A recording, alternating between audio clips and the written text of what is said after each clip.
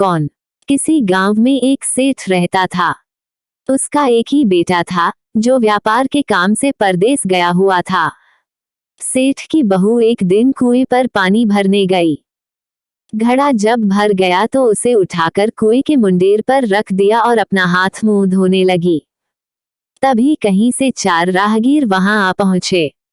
एक राहगीर बोला, बहन, मैं बहुत प्यासा हूं, क्या मुझे पानी पिला दोगी। सेठ की बहू को पानी पिलाने में थोड़ी झिझक महसूस हुई, क्योंकि वह उस समय कम कपड़े पहने हुए थी। उसके पास लोटा या गिलास भी नहीं था जिससे वह पानी पिला देती। इसी कारण वहां उन राहगीरों को पानी पिलाना उसे ठीक नहीं लगा। बहू ने उससे पूछा, आप कौन हैं? राहगीर ने कहा, मैं एक यात्री हूँ। बहू बोली, यात्री तो संसार में केवल 2 ही होते हैं, आप उन दोनों में से कौन हैं? अगर आपने मेरे इस सवाल का सही जवाब दे दिया तो मैं आपको पानी पिला दूंगी, नहीं तो मैं पानी नहीं पिलाऊंगी। बेचारा राहगीर उसकी बात का कोई जवाब नहीं दे पाया। तभी दूसरे राहगीर ने पानी पिलाने की विनती की। बहू ने दूसरे राहगीर से पूछा, अच्छा तो आप बताइए कि आप कौन हैं? दूसरा राहगीर तुरंत बोल उठा, मैं तो एक गरीब आदमी हूँ। सेठ की बहू बोली, भैया, गरीब तो केवल 2 ही होते हैं, आप उनमें से कौन हैं? प्रश्न सुनकर दूसरा राहगीर चकरा गया। उसको कोई जवाब नहीं सूझा तो वह चुपचाप हट गया। तीसरा राहगीर बोला, बहन, मुझे बहुत प्यास लगी है, ईश्वर के लिए तुम मुझे पानी पिला दो। बहू ने पूछा, अब आप कौन हैं? तीसरा राहगीर बोला, बहन, मैं तो एक अनपढ़ गंवार हूँ। ये सुनकर बहू बोली, अरे भाई, अनपढ़ गंवार तो इस संसार में बस 2 ही होते हैं, आप उनमें से कौन हैं? बेचारा तीसरा राहगीर भी कुछ बोल नहीं पाया। अंत में चौथा राहगीर आगे आया और बोला, बहन, मेहरबानी करके मुझे पानी पिला दें। प्यासे को पानी पिलाना तो बड़े पुण्य का काम होता है। सेठ की बहू बड़ी ही चतुर और होशियार थी। उसने चौथे राहगीर से पूछा, आप कौन हैं? वह राहगीर अपनी खीज छिपाते हुए बोला, मैं तो, बहन, बड़ा ही मूर्ख हूँ। बहू ने कहा, मूर्ख तो संसार में केवल 2 ही होते हैं, आप उनमें से कौन हैं? वह बेचारा भी उसके प्रश्न का उत्तर नहीं दे सका। चारों पानी पिए बगैर ही वहां से जाने लगे तो बहू बोली, यहाँ से थोड़ी ही दूर पर मेरा घर है, आप लोग कृपया वहीं चलिए, मैं आप लोगों को पानी पिला दूंगी। चारों राहगीर उसके घर की तरफ चल पड़े। बहू ने इसी बीच पानी का घड़ा उठाया और छोटे रास्ते से अपने घर पहुंच गई। उसने घड़ा रख दिया और अपने कपड़े ठीक तरह से पहन लिए। इतने में वे चारों राहगीर उसके घर पहुंच गए। बहू ने उन सभी को गुड़ दिया और पानी पिलाया। पानी पीने के बाद वे राहगीर अपनी राह पर चल पड़े। सेठ उस समय घर में एक तरफ बैठा ये सब देख रहा था। उसे बड़ा डैक हुआ। वह सोचने लगा, इसका पति तो व्यापार करने के लिए परदेस गया है और यह उसकी गैरहाजिरी में पराए मर्दों को घर बुलाती है, उनके साथ हंसती बोलती है। इसे तो मेरा भी लिहाज नहीं है। ये सब देख अगर मैं चुप रह गया तो आगे से इसकी हिम्मत और बढ़ जाएगी। मेरे सामने इसे किसी से बोलते बतियाते शर्म नहीं आती तो मेरे पीछे न जाने क्या क्या करती होगी। फिर एक बात ये भी है कि बीमारी कोई अपने आप ठीक नहीं होती, उसके लिए वैद्य के पास जाना पड़ता है। क्यों न इसका फैसला राजा पर ही छोड़ दूं। यही सोचता वह सीधा राजा के पास जा पहुंचा और अपनी परेशानी बताई। सेठ की सारी बातें सुनकर राजा ने उसी वक्त बहू को बुलाने के लिए सिपाही बुलवा भेजे और उनसे कहा, तुरंत सेठ की बहू को राजसभा में उपस्थित किया जाए।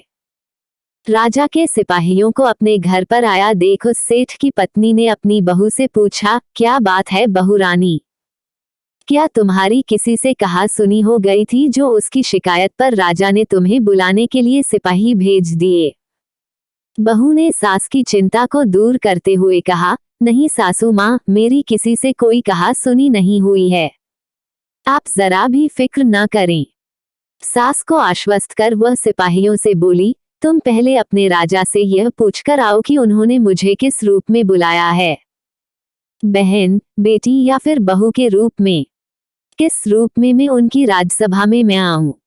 बहू की बात सुन सिपाही वापस चले गए। उन्होंने राजा को सारी बातें बताई। राजा ने तुरंत आदेश दिया कि पालकी लेकर जाओ और कहना कि उसे बहू के रूप में बुलाया गया है।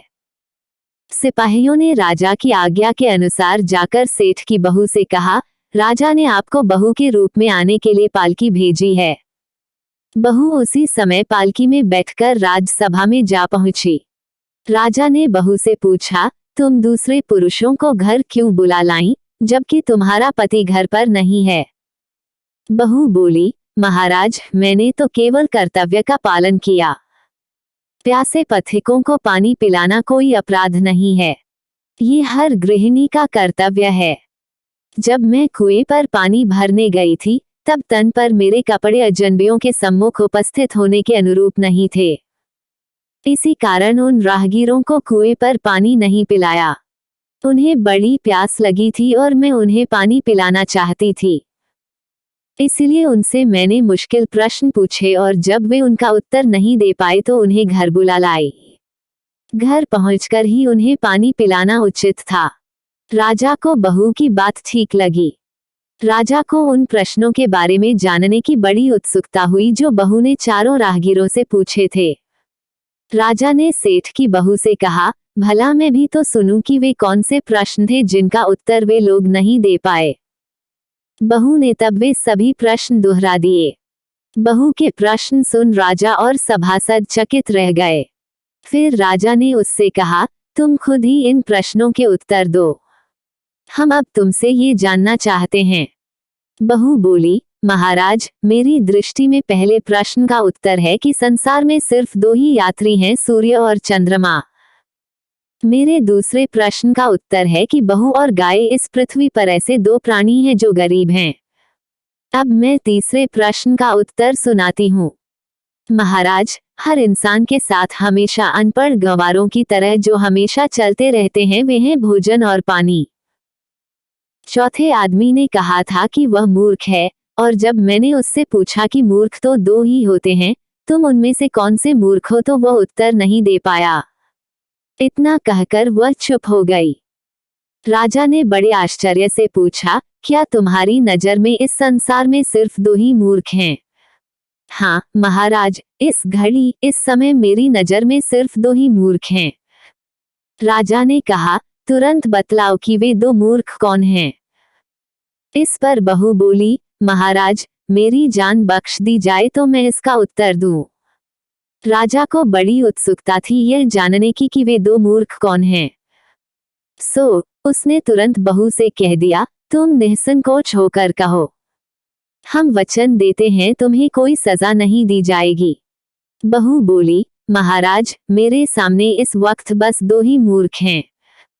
फिर अपने ससुर की ओर हाथ जोड़कर कहने लगी, पहले मूर्ख तो मेरे ससुर जी हैं जो पूरी बात जाने बिना ही अपनी बहू की शिकायत राजदरबार में की।